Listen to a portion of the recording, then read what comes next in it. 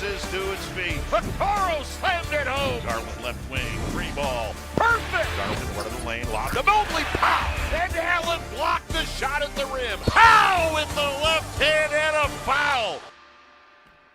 The Cavaliers are winners of 8 straight, and if you want to watch them go for their 9th, you should be watching Fubo TV. Chasetown Podcast is presented by Fubo, the official streaming partner of the Cavs. Watch over 350 channels of live sports and TV, including Valley Sports Ohio, without cable. There's no cost. There's no commitment. Try for free at FuboTV.com/Cavs.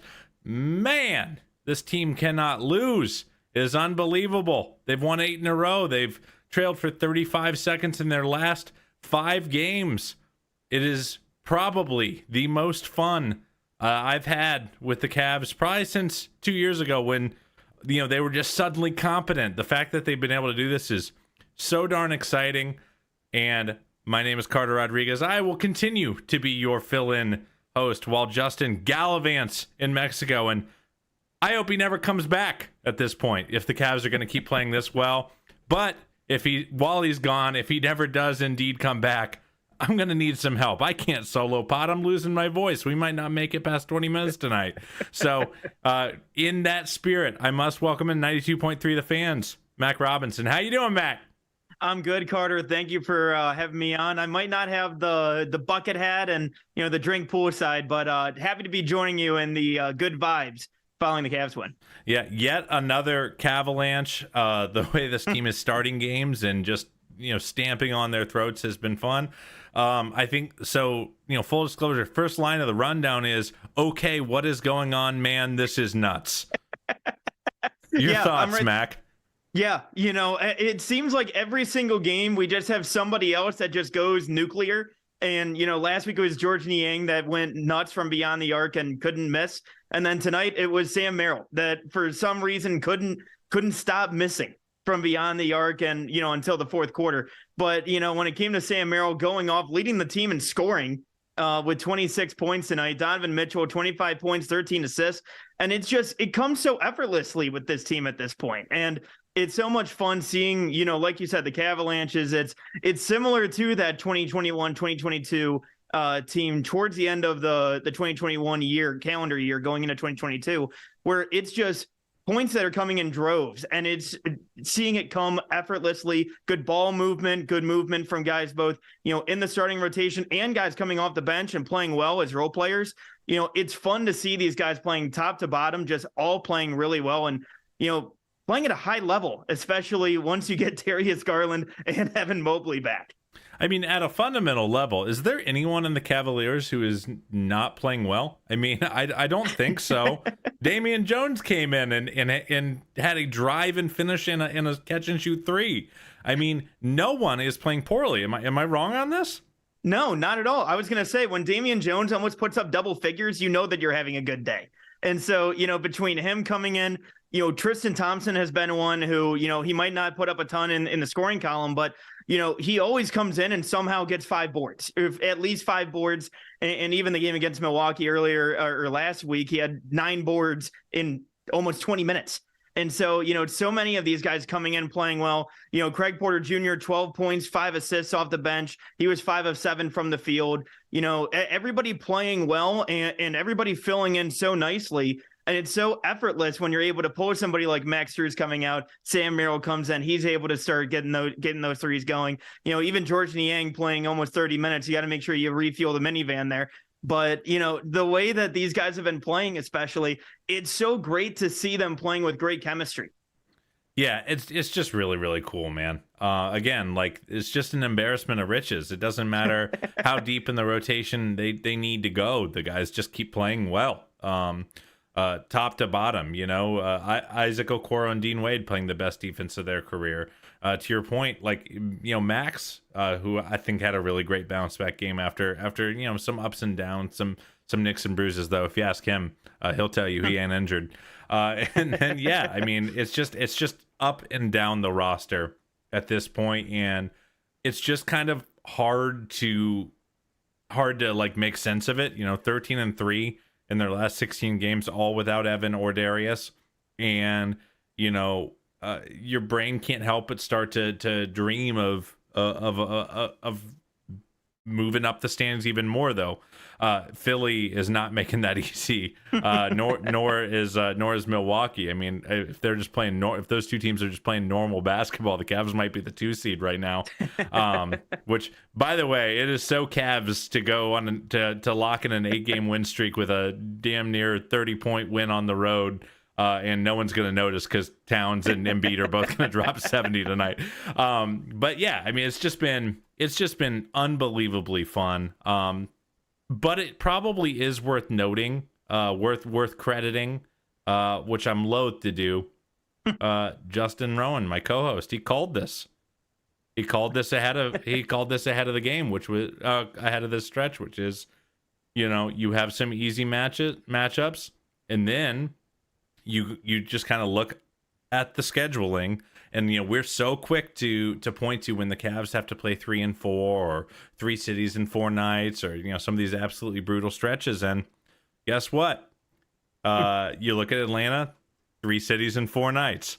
You look at Orlando, they've been at home, but this was their 3rd game in 4 nights. So the Cavs are catching even the tough matchups at the right times. You have the Bucks without Giannis in that 40-point win, but it must be said, Mac, you get good schedule beats a lot. You get bad schedule beats a lot.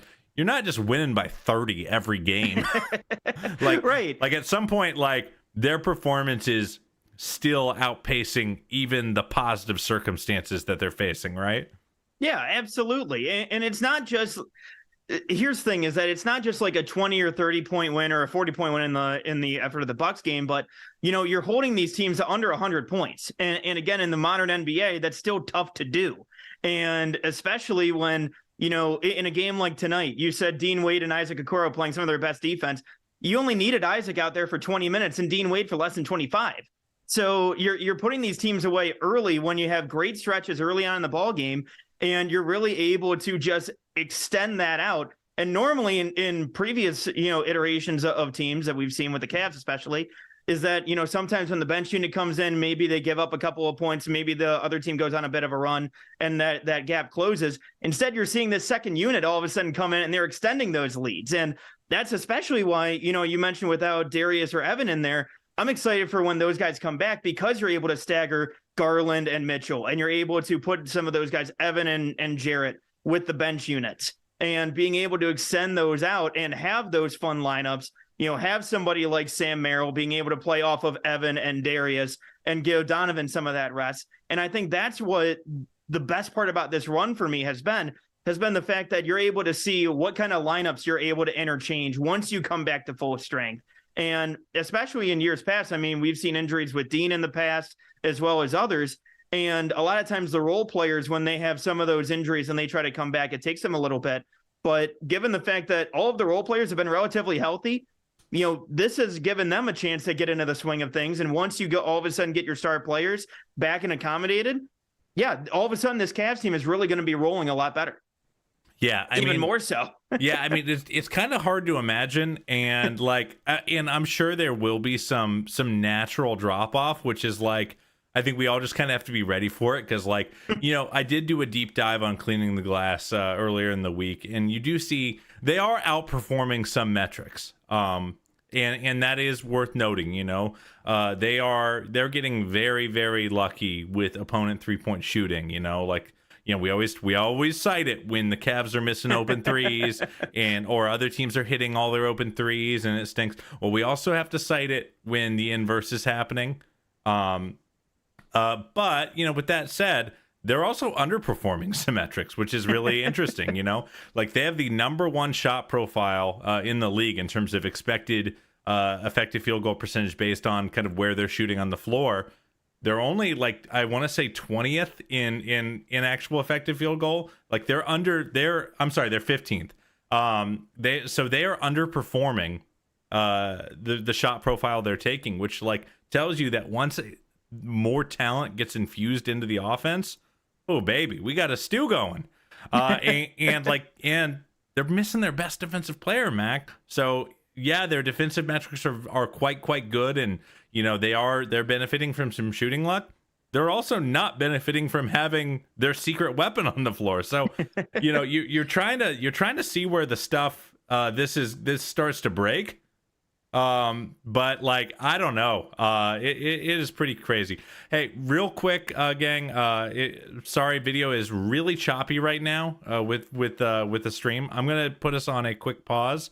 And see if I can resolve that.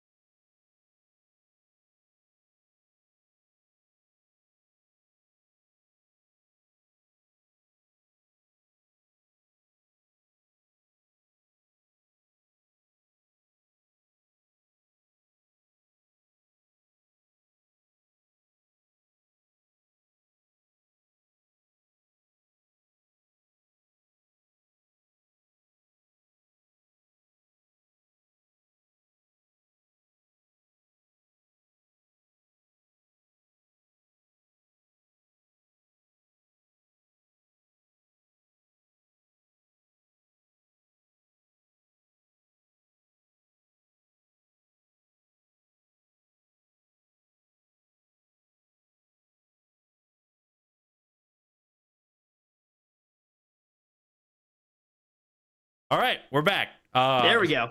Sorry, YouTube chat. I don't know what's going on with my ISP because me and Mac are hearing and see each other just great. So apologies to the live stream. I think we are good now. Holler at the chat if we're not. Sometimes Mac, as a broadcast professional, you have to just unplug it and plug it back in. What? That's happened to me so many times. So I think we're good. But again, apologies to the viewers that that we're having an interrupted experience. Let's just say. Actually, hold on. Now I'm concerned. Let me just check the actual stream here. This is riveting television here, guys. You're good. But ultimately, we're gonna have a cleaner product in the end for it. So. All right. While you do that, all right, we're here. We're good. All right. Perfect. All right. So I think a healthy way to transition after technical issues is to talk about a man who has no technical issues, and that's Sam Merrill. He goes 5 of 14 in the last game, and basically, when asked about shooting in the 3-point contest, he's like, "Not if I'm shooting like that. I went 5 of 14 from 3," which is, by the way, 37% is perfectly acceptable percentage to shoot on that kind of volume. So, but then, of course, he goes out tonight and hits 7 of his first 8 threes. So clearly the self-flagellation works. I just don't know what else to say about the guy other than he has to play for the rest of the year. And boy, what a find by Kobe Altman. This guy is amazing. Yeah, and you know what? It's also another player that they've brought up with the charge, and just another testament to their development program that they have with the organization as well. And also, it fills a role. It fills a role where you don't have to go out where a lot of teams are, desperate for shooting, and somebody's trying to trade for shooting at the deadline. Instead, you don't need to give up a ton of second-round picks in order to bring somebody in. Like, I know people were pining for Luke Kennard last year, I being one of them. I'm a long-term Luke Kennard piner, and we have Luke Kennard at home. Exactly. And more efficient Luke Kennard at that.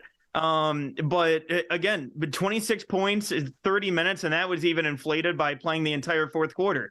Like, he had 3 rebounds in there as well. But again, just coming in and in the first 15 seconds, nails a 3. When he's on the court again. And he's somebody that, let's be honest, these last few years, we probably would have been begging to have somebody with that kind of 3-point shooting, and also somebody that can, bring that defense along to his side of the court as well on the court at that point. So having somebody like Sam Merrill, it again goes to show the benefits that have really kind of come out of this unfortunate situation with Darius being out, as well as Evan, is extended minutes for somebody like Sam Merrill, extended minutes for somebody like Dean Wade, and some of these guys that have been able to get more run time and get into a rhythm. And, not just Sam, and obviously Sam affects this quite a bit, but, the bench tonight scored 60 points on 20 of 38 shooting. And they were 11 of 22 from beyond the arc. So that just shows how well this bench is playing as well. And these are guys that, are usually the end of the bench guys, the guys that normally come in for that garbage time at the end of the game. And now you're seeing, Sam Merrill have to play the entire fourth quarter because there aren't enough bodies to be out there for that at that point. Yeah, it's really, I actually was just noticing, I was just going to note that it's so funny. It almost feels mean to have Sam Merrill out there at the end of games, but they're out of people to play. I don't know what to tell you. So it's obviously really, really funny. And one thing I will say before we get back on topic on Merrill, can the Cavs please give me one of these 30-point blowouts on a night where Amani Bates is active? I swear, it's like it hasn't happened yet. They keep timing it up where whenever they're killing someone in the fourth quarter is like starters are not coming back in. Amani is invariably on assignment, and it's like, come on, man, I want to see this guy cook. Yeah, exactly. In a game like this where they are just chucking 3-pointers, yeah, I'd love to see Amani Bates out there and just getting some shots up, especially when, again, you're getting, Admiral Schofield out there, at the end of the game, and he's getting run for a few minutes. Get Sam Merrill out there, please, out of there. So let our man rest. He has to work so hard. And one thing I do think is important to say about Merrill is I think if you are not watching crazy closely, but you are someone who consumes a lot of basketball, I think it would be easy to, from a distance, without really diving in, kind of go, okay, they have a shooter who's getting a lot of shots up and they're going in, and that's fun. It's a fun stretch. And I think that impulse really should be checked by the numbers. Sam Merrill is taking over 17 3-point attempts per 100 possessions. He is the leader in the league among players who have played at least 20 games by a full attempt, and his peers are like Buddy Hield, Steph Curry, Tim Hardaway Jr., and he's shooting better than all these dudes from three. The only players who are close to him is AJ Green, who plays 6 minutes a game. It's ridiculous what he's doing. Last year, the league leader in 3-point attempts per 100 possessions was Steph Curry at 15. He's 2 higher. This is ridiculous. See, and that's somebody that, again, that for Cavs fans, they've been begging for, is somebody to come in and that will just chuck threes, and not only chuck threes, actually make them at a very good clip. And he's somebody who, not just has the good 3-point shot as well, but also has the quick release that you love to see from shooters.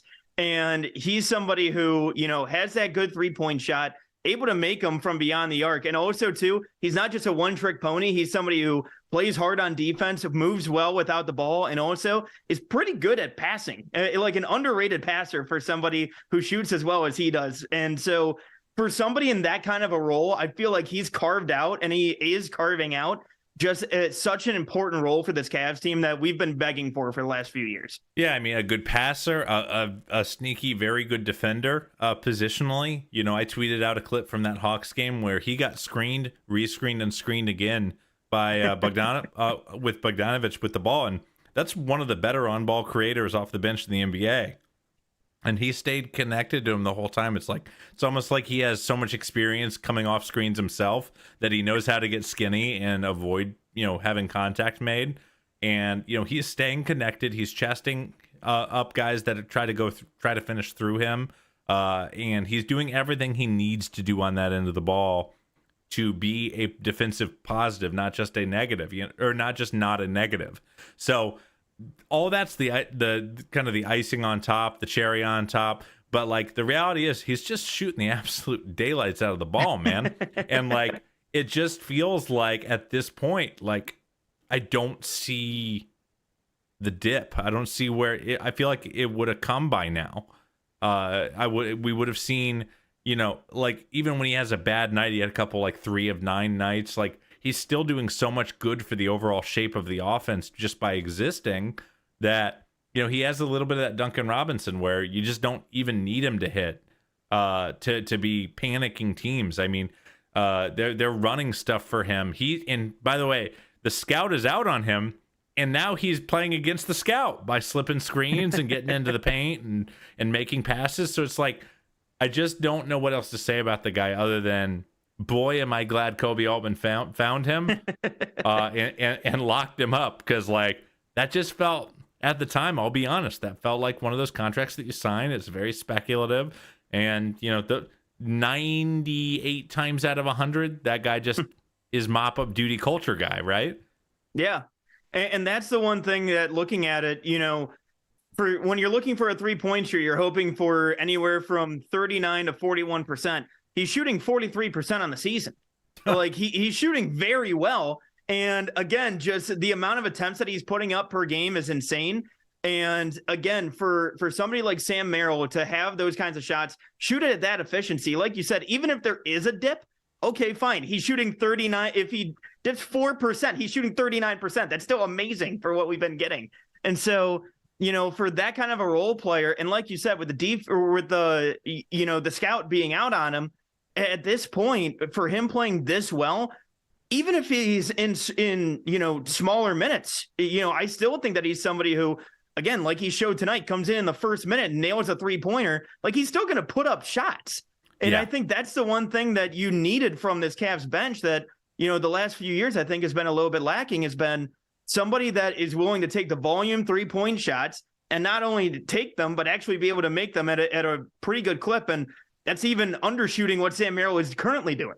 Yeah, and just think, our best playmaker hasn't been playing for the last right. 15, 20 games. So it's like, it's just gonna get better. We're seeing minutes with him and Strus and Niang on the floor at the same time, and it's just like, if they get even a few stops, it's just over, man. So it says something when Donovan Mitchell only has 2 more points than assists in the first half. Yeah, I didn't even feel like he was looking at the hoop. And by the third quarter, some of his rim attacks were like, well, I guess you're just not even going to guard. You're not even going to send help anymore. So I have to go take this layup. Shouts to Donovan, by the way, another 13 assists. I think he's hit that mark twice already this year, which is his career high. So, clearly the playmaking is really clicked in. I mean, everyone across the board is kind of meeting each other where they need, providing that support, just like the support we get from our web conferencing software. Support of this podcast and the following message come from Zoom. 500,000 businesses connect using Zoom, a single platform for phone, chat, workspaces, events, apps, and video. Zoom enables real-time collaboration for teams around the globe. Zoom, how the world connects. Mac, I want to talk about another great connector for the Cavs, which is Jarrett Allen. He has had his 12th consecutive double-double. He set a Cavaliers record with that streak. And obviously, Jarrett's been great. We've talked a lot about how great Jarrett's been on this podcast as of late, on social, everywhere. This is the kind of streak that I feel like normally over the course of the season, you'll see players kind of go for this. And it feels like right on that border of obscure, where you're not like, holy crap, they did it. But what's I've really enjoyed about this streak is how much the Cavs have bought in to rooting for Jarrett. He already had 11 rebounds, and Donovan's like basically letting a ball like stop bouncing to be like, Jarrett, go get the board, because he didn't realize he didn't have 10. And like, it's such a long season, and I think it's really cool that the team is kind of just finding different things to rally around during the stretch, and finding things to like kind of grease their wheels, get their engines going, and get them excited to come out, because like this should be the dog days, right? And the fact that it's not is in they're kind of pulling together to root for a guy like Jarrett, and they're so happy for him to set this record. I feel like is just yet another example. Like, this team's culture and vibes are really strong, despite some early indications of the season that made you wonder just how tight these guys really were. Yeah, and that's the one thing, too, is, seeing somebody like Jarrett Allen, he has the personality that it feels like it embodies the team, where it is just happy-go-lucky. We're coming in, same day, same thing, and we're coming with a positive attitude, even though it is a longer season. And, for Jarrett Allen, especially, seeing just the vibes from him. I know we keep going back to it, but just the vibes from Jarrett Allen every single game. And the guy is always so nonchalant, but at the same time comes in and takes care of business. He had 14 points, 11 boards, and he did in 27 minutes. And, comes in and it feels like he almost has it at half every single game. And that's the one thing that I love about him is that, it's not only the fact that it's not a Ricky Davis trying to throw it off the backboard, trying to get it to himself. Instead, it's him, passing the ball around, moving the ball. And, not only that, showing the improvements to his game with mid-range jumpers throughout this streak, but, also working around on the boards and everything like that. Just the way that he's been able to embody this team, especially, and show off the growth, not only of himself, but I also think it's no coincidence that it's also showing the growth of the team. I think that both of those things going hand in hand has been phenomenal to watch. And especially for somebody like Jarrett Allen, and seeing him talk on NBA TV, I thought was fantastic, especially really cool. Yeah. And just the way that he talks about this team in general. And I also think too, that for Jarrett, one, obviously Jarrett Allen for All-Star, but, obviously. But the thing is, for him, I think that this has really allowed him to do is really get into a rhythm, and really, especially coming off of, missing most of the preseason as well, kind of getting back into the swing of things at the beginning of the year. I think that now that, again, just an odd byproduct of the Evan Mobley injury has been he's gotten more time to go ahead and have things run through him, especially.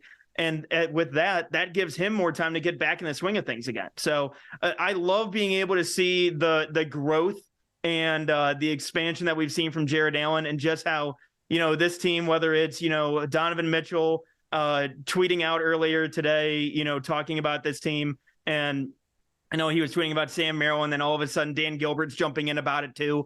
Being able to see how all of these players have bought in on the vibes. And I know George Niang mentioned it after the win on Wednesday, but the fact that he had said a lot of these teams, you don't see this kind of chemistry day in and day out, where even in the days where it's not necessarily great, everybody still loves coming in and going to work with each other and having fun. And the vibes are still positive. And that doesn't happen every single place. And so go ahead. No, I was just gonna kind of yes and that. Like I've always said, like we always hear all these glowing pieces about teams' culture when they're on the up and up, but like we don't really know if it's real until they start hitting the adversity. The beginning, the injuries this season were adversity. Response to the Knicks series, that's serious adversity.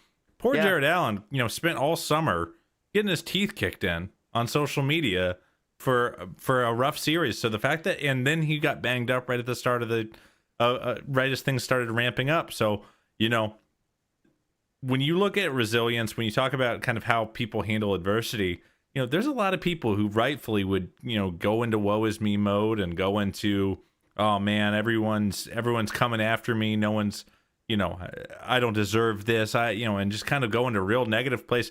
Feels like he's just really channeled that into positive play, shutting out the stuff that is not productive to hear. He talked about, I remember at media talking about like, hey, I just took social off my phone. I just knew it wasn't going to be good for me.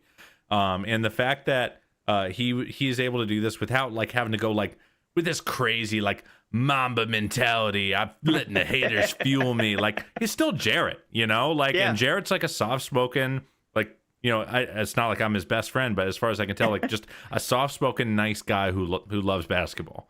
And like that's what we're seeing. He is still playing the way he plays basketball. He's unlocking more things in his toolkit. We're seeing the stuff he said he worked on the offseason. And one thing I did want to notice, Tom in the chat kind of mentioned the fact that his rebounding has been excellent.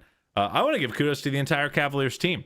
They are in the upper percentile of defensive rebound rate. I want to say they're second or third during the winning streak, or since Evan and Darius were announced to be out. And we talk a lot about the lessons the team chose to learn in the offseason. They chose to say, hey, we need shooting, we need it. One thing they didn't go and do was address defensive rebounding. Like, and I know a lot of people are going to say, oh, well, they added Tristan and Tristan is playing. Cool. Tristan has never been an elite defensive rebounder. He is an elite, uber elite, one of the best offensive rebounders of his era. But even this year, he's not a particular elite defensive rebounder. I think part of that is just how switchy he is. He's often, pulled away from the rim. But yeah, I mean, ultimately, like, I think the fact is the team just decided to get better collectively on the boards, and they have. Yeah. And that's been one thing that really stood out to me. And, again, tonight, it wasn't as big of a disparity where Cavs out-rebounded them 39-34. But even going back to that Bucks game from last week where they out-rebounded them, I want to say it was something crazy like 56-37 or something along those lines, where it was just such a massive amount. And yes, I know Giannis isn't out there, but Brook Lopez was a defensive player of the year candidate last year. And, you still had players that were extremely talented out there on the court, and you're still coming up with big defensive rebounds and especially, fundamentally boxing out guys, doing well, doing the little things well. And I think that's been the big thing that's really stood out to me, is that this Cavs team fundamentally has been doing a hell of a lot better recently and just doing the little things.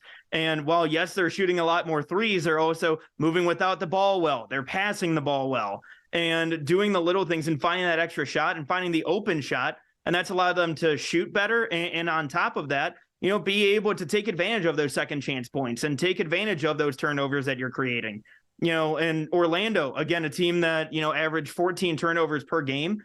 They had 11 in the first half. Now, granted, They finished with 15, but, again, 11 in the first half, that causes you to get those 72 points in the first half for you guys. So that's the big disparity that you've seen with this Cavs team, is not only locking down on the fundamentals on the offensive side, but especially on the defensive side too. Yeah, absolutely. One thing I wanted to talk about as well on the defensive side, Mac, and this is like a rattler around my brain. I'm trying to find the things. I'm trying to pick. I'm trying to find the parts of this run that, like, once the team gets fully healthy, we're going to go, oh, they had that going for them, and now maybe it's a little different in terms of the shape. And one thing that I do think the Cavs should not, like, blow by is how many minutes Isaac Okoro and Dean Wade are sharing the floor together. They are destroying opposing teams at the point of attack right now. Whether it's Dame and Middleton, whether it's Franz and Paolo, they're not fouling. They are shutting off, water and keeping, they don't even need the help defense. I mean, they're not even letting opposing scorers get good angles on them. And I do wonder, because obviously it's sacrilege to say Evan Mobley's coming back. It could get worse. But, like, I wonder if there is something to the fact that they are giving, when games are in the competitive portion of games, which they just haven't had a lot of recently. But, like, they're getting these two guys 30-ish minutes a night at least. And, like, do you worry at all that the defense drops off a little, just given that some of those minutes are going to have to invariably go to the Karis LeVerts, the Darius Garlands, who are just not elite on that end of the floor the way these guys have been playing? Well, and I think that's where it comes down to how do you roll out some of these lineups? Because I almost look at it similar to, what you saw in 2021, 2022, where you had Lowry Markkanen at the 3, and then you had Evan and Jarrett in the middle. And you have that athletic 3, at least in Dean, where he's playing well enough on defense and he's playing well and locking down guys. And you still had Isaac that was coming out at the 2 to be your on-point defender. And at that point, you can get away with having somebody who, might not be as good on defense, whether it's Donovan or it's Darius Garland at that point. And it allows you to basically go full defensive mode. And at least Isaac now, compared to a couple years ago, now is shooting the ball more from beyond the arc and is more confident from beyond the arc. And Dean Wade can still shoot it from beyond the arc as well. And so, you have those different lineups that you can roll out. I feel like it'll be interesting to see how some of these lineups get interchanged, because there's so many different possibilities that you really can roll with. And even if you do want to roll with a Karis at that point and have him out there with those guys, I feel like seeing how some of these different chess pieces get moved around with JB when it comes to that lineup, I feel like it just adds more versatility and just adds a different look that you can give that, let's be honest, we haven't been able to see quite as much over the last couple of years because of the fact that, whether it's Dean's injury and then throughout last year, and then also, again, after moving off of Lowry in that Donovan deal, we haven't necessarily had multiple defenders alongside of Evan and Jarrett. So, being able to roll out the full tank, I want to say, of a team at that point, and you can have one that just fires on offense, I'm fine with that. Like, it's just another fun lineup to consider throughout all of this. Yeah, I mean, just listening to you talk about that, I have increasingly become confident in this take, which is that if I'm JB, I'm throwing out a lot of my prior inclinations. I got to play 10. I got to play at least 10 guys once the team's fully healthy, at least until it doesn't work. Because there's just no one to take minutes from right now. I sent I issued a little challenge to the Chase Down Discord where, and by the way, if you'd like to get into the Discord, email chasedownpod@gmail.com with a screenshot of your review. We'll get you invited right in. But I kind of issued a challenge. I took a screen grab of the minutes allocation in the Bulls game where, because obviously Karras, has missed the last couple. And I just said, find 64 minutes to take away to put Darius and Evan back in the rotation. And brother, it's really hard, like, if you want to keep Merrill in, if you want to keep Wade in, if you want to keep Niang in, if you want to give all these guys the minutes that they've earned, it's a bloodbath, man. And JB mentioned it in the post game that he'd rather have that problem than not have enough players to play, but it still is a challenge. It is a practical reality of the NBA season that you're very rarely going to be at full health. But also, they just weren't expecting to have to play Sam Merrill at full health going into the year. So, we talked about it being a test of culture, having Darius and Evan go out for these long timetable injuries and find the resilience. Guess what? Another test of culture is probably coming, which is, these guys are rooting for each other and cheering for each other. It's another thing entirely when it's like, hey, I'm playing my ass off. And now I'm getting 8 minutes, or I'm out of the rotation, and I still gotta be a trooper and root for the guy next to me. Like, I think that the Cavs have compiled a group of guys that can handle that. But make no bones about it, it's another cultural test that I'm gonna be super interested to see how the Cavs, pass or fail. Yeah, and again, you talk about a 10-man lineup. Cavs rolled out 10 tonight, and obviously you take out Damian Jones, who played 8 minutes, but again, you're taking 20 minutes from Tristan, the 30 minutes from Niang at that point too. Like, do you take out Craig Porter Jr.? Do you sit down Sam Merrill even more? Like, you can't sit him down. Isaac put out 20 minutes, 24 minutes from Wade. Like, how do you mix in a full night for Darius and a full night for Evan and take away some of these minutes from some of these other guys? Especially because, you're not always going to have nights where you start out on a 22-2 run, or you start out on a massive run, a 23-9 run like you had on Saturday. Like, you're not always going to have those big runs where by the end of the game, you're going to be able to sit guys. And so at that point, like you said, it's a cultural shift. And it's why seeing how these guys have reacted to this, I think it's going to be interesting to see how JB, navigates this. Because again, you're missing Darius, you're missing Evan, and another one, Caris LeVert, for this game. Yep. So you have 3 players that you have to fit into that 10-man lineup and 10-man rotation. That's probably at least, I don't know, 85 minutes that right. you gotta reintegrate. That's minutes are a zero-sum game. Yeah. So and that's where I was gonna say that's where maybe you're gonna cut down on Tristan's minutes too, but I mean, other than that, again, it's where do you pull some of these levers, and how do you not just manage the minutes, but manage, like you said, manage the players, and basically talk to them and just say, hey, now that we got these guys coming back, we're going to give more minutes to Darius, obviously, and Evan. So that's going to be a drawback from you. How do you manage some of those players? That's what we saw, in previous regimes where, that's where the reports coming out of Kyrie during that whole entire championship run of, David Griffin having to talk with him, like seeing how some of these play out. It's going to be fascinating to see how some of these players end up getting pulled back and moved around in some of the minutes. Yeah, it's gonna be really, really fun and interesting. And one thing that I will say here is, even if some of these guys fall out of the rotation, talk about a motivator for the guys that will be in the rotation. Like, they know they're going to have to play well because they've got people nipping on their heels. JB has people who he can pull in. And like I was saying, I think I used the term recently. Right now, I feel like this Cavs roster has great pumpkin insurance. Like, one of my favorite things to always say is that in any postseason, if you've got an 8-man rotation, at least one or two of those guys is just going to, especially near the end of the rotation, are just going to have a bad matchup or a bad series. And unlike the regular season where you can let them work through it, you can let them figure things out, in the playoffs sometimes you just have to say, sorry buddy, it's not your series.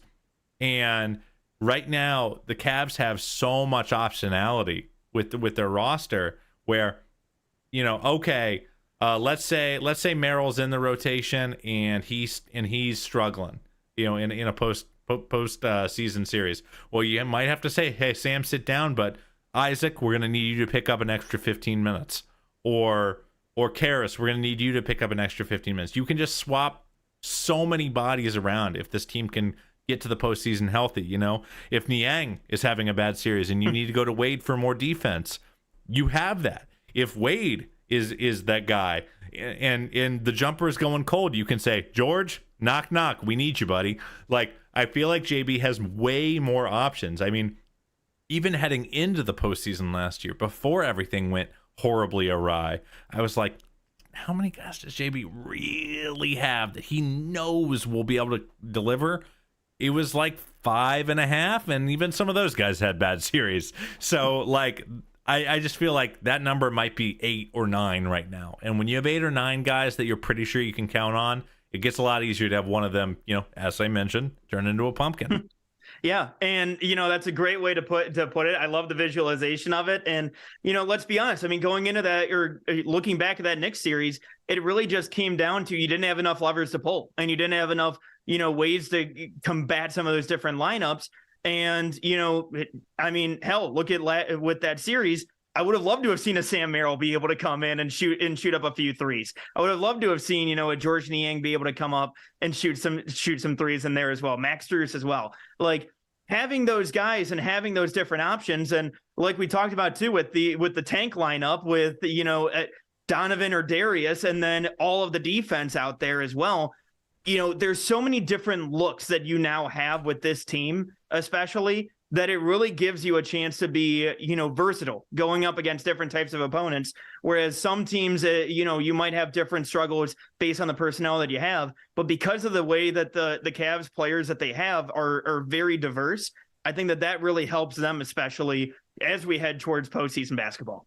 Yeah, man, it's going to be a lot of fun. I'm actually really excited for these 2 games against Milwaukee because I do think after a relatively easy stretch of schedule, we're back. These are no rest advantage. We'll probably have Giannis back on the floor. And, we're going to really, if the Cavs can come even split this, these 2 road games against Milwaukee, then, man, I mean, how could you not be proud of this team? I mean, I already am. It's been unbelievable. Mac, thank you so much for coming on to the Chase Down and doing your best Justin Rowan impression, if not better, one could argue. You got anything to plug for us, buddy? You guys can follow me on Twitter at MacRobinson95 as always, and I work behind the scenes on the afternoon drive on 923 The Fan from 2 to 7 Monday through Friday. All right, thank you so much for coming on, Mac, and listeners, thank you so much for listening. If you like this, go ahead and subscribe to our podcast feed on whatever podcast platform you like. Subscribe, unsubscribe, resubscribe, help cook those books. If you're watching on YouTube, go ahead and subscribe to the Cavs YouTube channel. Drop a like on the video while you're at it. It's so easy. It's just a click. Thank you so much for listening. Cavs, they're never going to lose again, and I'm here for it. Thank you so much, everybody, and as always, go Cavs.